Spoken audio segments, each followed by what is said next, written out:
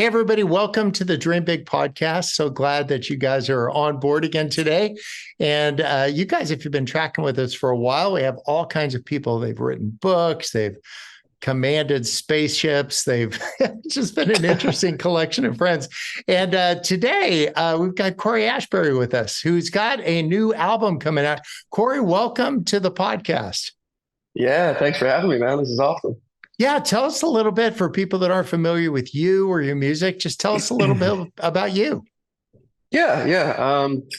Man, been writing songs since I was, 12 years old, something like that, and always trying to capture something human, something that speaks to, what we all feel, what we all experience, and led worship for a lot of years. Basically, been full time on staff at a church since I was 19 years old. My wife and I got married when we were 20 and 21.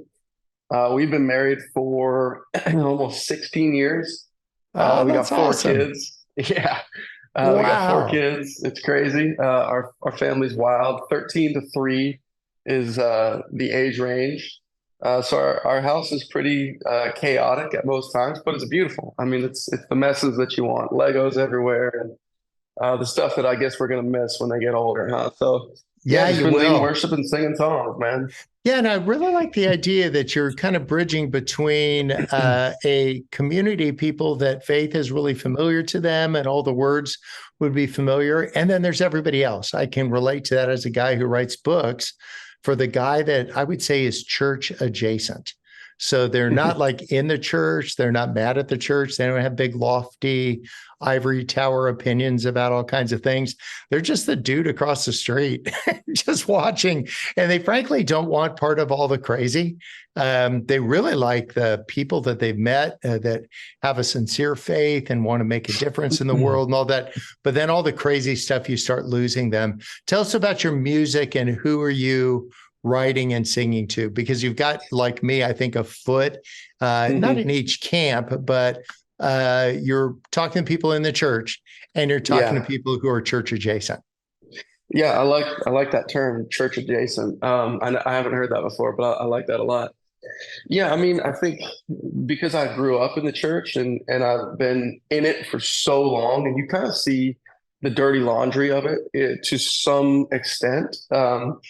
I have a lot of sympathy for folks who have been hurt by the church, but who have never even touched the church, who have no idea what's going on within the church. And I think just recently I've gotten a vision for reaching that type of person with the love of God. Obviously that's the foundation for me. Jesus, biblical foundations, etc. I'm not departing from that, but everyone knows me as the worship guy. The reckless love guy, very vertical worship sort of thing, and um, in a good way. Like I'm not upset about that, but at the same time, the songs that naturally come out of me are narrative driven, are story driven, especially as relates to the way that I was brought up. And my house was tough growing up. My dad was not the easiest man you've been around, and that was interesting growing up. And I think I want to write songs for people. Just to connect with being human, whether it's the difficulty of life, the pain, the mountaintops, the valleys, all of it. I think there's something special to songs that speak to people right where they're at, and I think it's interesting. Like I felt like I was backsliding, when I started writing these songs that felt a little bit different from worship, and I was like wrestling with it and talking to God, like, what the heck? Am I doing something wrong? Have I missed it? I don't get it. What's going on? And he was like, no, I'd like my message to go to people that haven't heard it before in a different way, in a way Yeah. that maybe circumnavigates some of the walls, like you said, that we typically have up in our hearts when it comes to church or even Jesus. Music gets around those walls, and books get around those walls in a way that you can't just, talking to a random person. Yeah, I remember hearing for the first time the idea of like backsliding, and it just sounded a lot like ice blocking to me. I'm like, well, that sounds awesome. That sounds like a really good afternoon. The whole idea is the this paradox that is faith. Like if you want to be strong, you need to be weak. And it's easy when it's stitched on a pillow at a Christian bookstore, but when you're actually like trying to deal with that paradox, to say like, wow, there's this reverse thing going on. Like you want to be first, you got to be last. And again, it sounds nifty on a poster with a rowing shell in the background and a misty morning. But what happens when you actually just feel like you got gypped out of something really important that mattered to you? And so living into that paradox, and the same thing maybe with music, that if you want to actually reach people, then what we do is we set the table and we try to influence people, not control them. We don't tell people what they ought to believe. That's Matthew 16. And I'm a Bible verse guy, like through and through. I'm like that dude. I'm a lawyer. I remember stuff. I don't know why I can. Do you know in Lost, the numbers were 4, 8, 15, 16, 23, and 42. That's what they entered. It has been 28 years since I watched Lost, but I just remember. But what I want to remember when it comes to faith, Matthew 16, it isn't flesh and blood that reveals it to you. It's the Spirit of God. And so to your point, music is such a beautiful on-ramp to that without being presumptuous about what people believe or what they're bringing along with them, their hurts and their hopes and all that. So how do you navigate that? Give us a window into the life of a guy that's a lyricist. Yeah, I think the office of the lyricist or the author or the poet or the whatever is to give language to normal people that experience something but don't necessarily know how to explain it, or to say it to their husband or their wife, but they're feeling something deeply, because we all do. But what I found is most people don't know how to express it. So I go, okay, I'm going to do my best to feel what you felt as well, because we all experience very common things, and put language to it, and put music to it, put words to it. I think that's our job, and hopefully if we do it well, it connects people to themselves and it connects people to God, which for me is the goal, man. I want people to feel understood, because I grew up not feeling understood. I grew up feeling alone, and I searched for a song to make me feel something, that I was alive, that I was human, that I was, not alone, I guess. And I think I continue to try to do that in my songwriting. I continue to try to give people a lifeline, not only to their own souls and their own experience, to know how to kind of navigate their own world and to express it to other people around them. Again, whether it's their wife or kids, whatever. But a lifeline to connect, hopefully, to God in the middle of it, because He wants to be a part of it all. And I think a lot of times, especially in the church, we compartmentalize things and we go, oh, well, God's on Sunday morning, but my work's Monday through Friday, right? And I'm going, no, no, no, no, no. Like, He wants to be a part of it all. He wants to be a part of the loss. He wants to be a part of the heartache. He wants to be a part of the fact that maybe you lost a baby or two. Maybe your marriage isn't working out. Like, he wants to be in that. And He's just waiting for us to go like, hey, would you come into this story? So I'm trying to write songs that remind people like, hey, this is the God who took on flesh and, wants to actually have an active part in what's going on in your life. Yeah, think of the things that we experience, both good and bad, that we're trying to find a shelf to put those experiences on. You're just trying to put that in it. It isn't enough sometimes to just say that's on the faith shelf somewhere, but to say, actually, it was really painful and I'm a little befuddled and frankly, a little bit out of shape that this happened, because I didn't just feel wronged or misunderstood. I felt betrayed. And so the power among many of however the words get out there in song and books is to create another shelf for people to put it, and then be a really safe place to say this creates 2 minutes and 30 seconds of safety for you, where you can just actually piece out of the things that are troubling you, your most vexing questions. You can just piece out a little bit and find some comfort and some acceptance in these words. Man, that works. I was going to ask you that question. You answered it in part.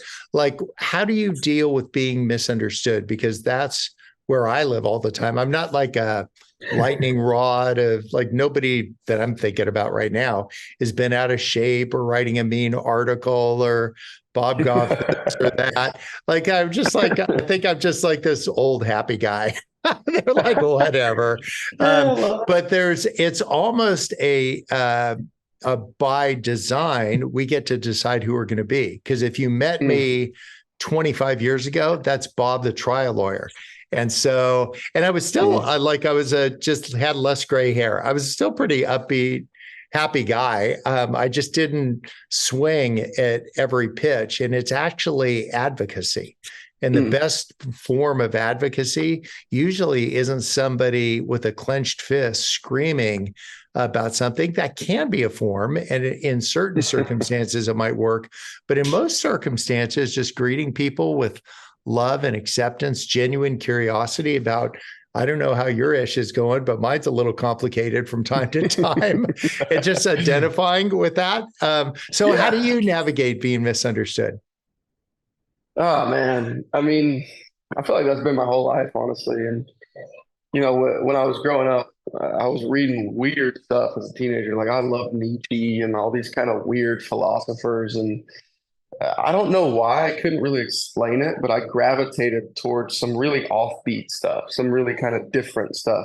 And as a teenager, I was not really walking with God. So, that makes sense that those things were going hand in hand. But I've been like that my whole life. And one of my favorite words growing up was iconoclast, meaning the one who breaks the mold, one who breaks that sort of, structure or whatever it is and goes, I'm going to do this a different way. I've always loved doing that. And I think that's part of the difficulty of the way that I grew up with my dad, the way he was. I went, I'm not going to be like that. I'm going to do something different. I'm going to walk a different way, And I had to grow up real fast, I think, at like 14, 15, I was having to like protect my mom and sister kind of thing. And I think that caused me to be who I am today, which is like, I don't care about the status quo. I don't care about what you think I should be. And partly to a fault in my younger years, it was a very arrogant sort of almost middle finger to the establishment. Like, nah, I don't care what you think, especially the church. I don't care how you think this should go. I'm going to do it, my way, which is very not Jesus. In a way, it's very not Jesus. You get what I'm saying? But I think over the years, especially as, Reckless Love had some notoriety, and a lot of people have a lot of things to say about Reckless Love. It's heretical. It's God's not reckless, the whole thing. And I was pretty unmoved by it, I think, at first. And then as I began to release more music, more people wanted to pile on. And I felt kind of bent out of shape, like you said earlier, by that. And I think the way that I've dealt with it, number one, is I do have thick skin, which I'm happy about. But when I actually admit, hey, this bothered me, I look at King David in the Psalms, in the scriptures, and he's a hero for me. Like I try to model my life after him in some ways. Obviously, he did some things that, we don't want to get into, but I look at him and I go, man, God called David a man after his own heart. Like that's crazy to me because Bathsheba and his own son tried to kill him and all these things. And yet David was this dude who, when something went wrong, which you read the Psalms and the dude was always in turmoil. Like I don't know what was going on with the guy, but he's always whining about something. There's no Psalm that just says everything's great. Yeah, no, I haven't found that one yet. And I'd like to in my own life, but I haven't, And David was just like, dude, this is how it is. And he'd go, hey, God, here I am with my guitar again. And I'm singing about all the stuff that's going on. And I hope to God that you come and meet me in this place, whatever it looks like, whatever it feels like. And so when I feel that way, whether it's misunderstood or alone or beaten up on by whoever, it's usually the church, to be honest with you, I go, here I am, Lord. Here I am with my guitar again. Here I am at my piano again. I'm going to tell you how it feels, and I'm going to ask you to meet me in this place. And he always does. That's the beauty of it. And I think pain brings us to that place. Difficulty and being misunderstood brings us to that place. And it's the only place we grow, man. Yeah, think about there's a picture and you're in it with 30 other people from high school or some gathering. And the first thing you do is you try to find yourself in the picture, right? As soon as are your eyes closed or you like have a funny looking, something on your face or your arms up, is somebody blocking you? As soon as you find yourself, then you look at everybody else. And I think the beauty about music and writing, with people that were like helping with write books, they're just saying, hey, help the reader find themselves. If once we see ourselves Yeah. in the lyrics, when we see ourselves in the paragraphs, then we're open to seeing everybody else. But find yourself. So we get like Man, one me, my, or I, and everything else is we, us, and our. Like to that's say, really good, man. yeah, how do we like, because they don't want to see your vacation pictures. They want to see their pain. But you can like kind of actually set the table and say, this is a super safe place for the next 2 minutes and 30 seconds. I Yeah. really like that. That if we could just do that, if we could like be grace and live grace, and that idea of that tension between reverence and realism, to not just be talking about stitched pillows in Christian bookstores, yet at the same time, talk with a reverence about a really holy, almighty God, but to make it Mm. real enough, be the one that says, can you see yourself in this? And that's not Yeah. going light on theology, that's going big on Jesus. And so I Mm. just want that, then people, as soon as you feel accepted, then I'm like, I'm in. Like I can actually be wonky Bob, like I can be that guy, and maybe being drawn to another version of yourself. So tell me Yeah. this: what's next for you? I'm 65. I'm almost old enough to get Social Security, which I'm so excited. When you are paying your taxes, I just want to thank you in advance. Like I'll be on the dole. Um, my goal between now and when I'm in a jar somewhere is to release a lot of hope, release a lot of acceptance into the world, and then Mhm. not be a participant in a lot of distractions for people. I'm not going to be the guy that you're going to find at whatever argument, whatever. But I want to like solve a war. So I'd rather go to Mogadishu again and talk to somebody who can actually make something happen than argue with somebody on the corner about some pre-trib, post-trib, like whatever theological thing that just doesn't matter to me. And then whatever the social issue of the day, it isn't that it doesn't matter, it just doesn't matter to me right now compared to how many kids are suffering in Yemen. So Mm. it's that doesn't make it more noble. It just makes it different. And so Yeah. what freedom do you feel to like become the next version of you? Like if we're talking a little bit later and we say like, oh, so what happened next? We flip the pages of your book a little bit. Now you don't have a 3 to 14. It's 13 to what would that be? 24. Oh my gosh. Ay, ay, ay. Oh, and then fast forward a little bit more, and you got my kids, like what, 35, 33, 31. So Jeez. tell me about that version of you, Cory. Yeah, I hope he's a bit more surrendered. I hope he's a bit more okay with losing. Honestly, you mentioned that earlier. Dying to self, I think, is a massive thing, and I've always loved that idea in theory, like you said, when it's on a little, stitch pillow in, Hobby Lobby, it's wonderful. John 12, lest the man, lest the seed fall into the ground and die. It's like, oh, that's incredible. It's amazing. I love that. And then it happens in your life, and God's like, I'm giving you an opportunity to die to yourself. Do you like this? And I'm like, no, I hate this. Yeah. Um, that's where I'm trying to head in a deeper way, I think. Being okay with losing, being okay with the people around me doing better.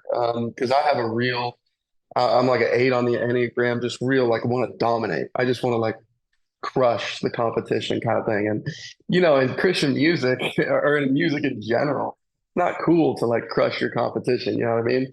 If I was an Yes. NFL quarterback, I'd be like, oh, bro, I'm gonna go out there and destroy someone, or like a WWE like wrestler or something. It's like, oh yeah, man, like I can't wait to smash that guy over the head with a table or something. But in Yes. music, especially in my industry, and we've kind of been, in some different lanes lately, which I've loved, but it's not cool to say, hey, I want to be dominant. Hey, I want to be the best there is. Like that's a weird phrase to say in my world, but I feel that in my heart because of how I'm made. We all want greatness. That's God put that inside of us. And I think it's the way that we walk it out. It's the way that we flesh it out.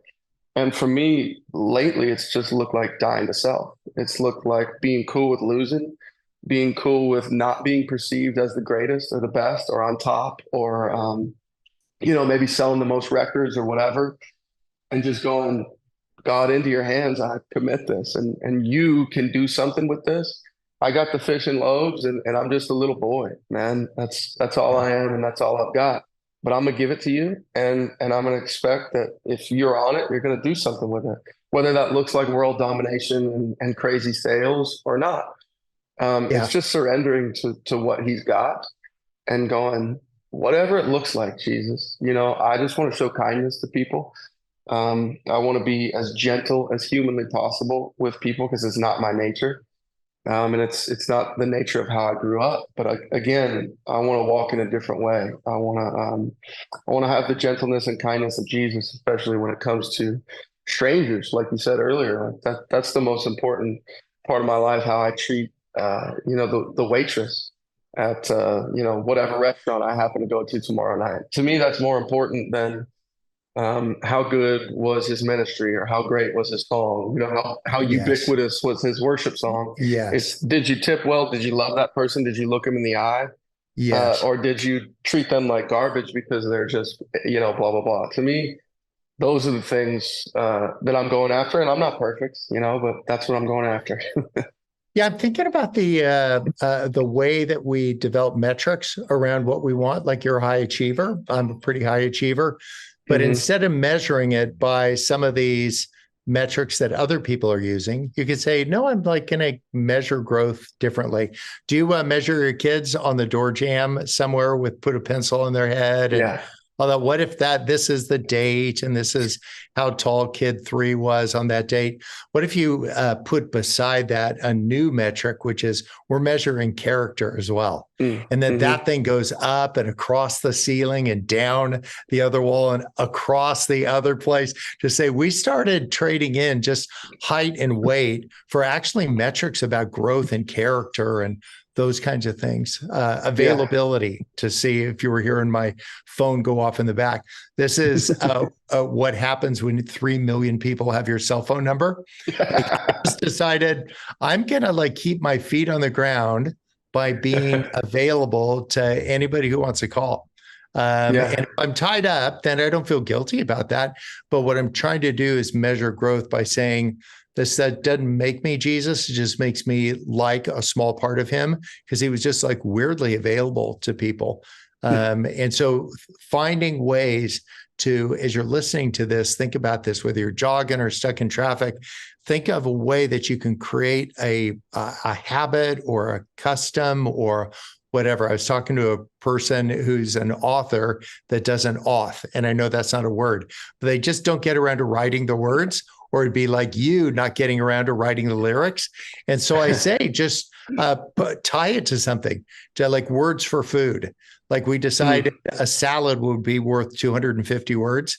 And yogurt with granola, that's like solid 400 words. So before they eat, just like give me the words. Um, Tie it to something positive. Maybe you just aren't getting around to writing the next lyric or the next thing. Tie it to something beautiful, a walk in the park.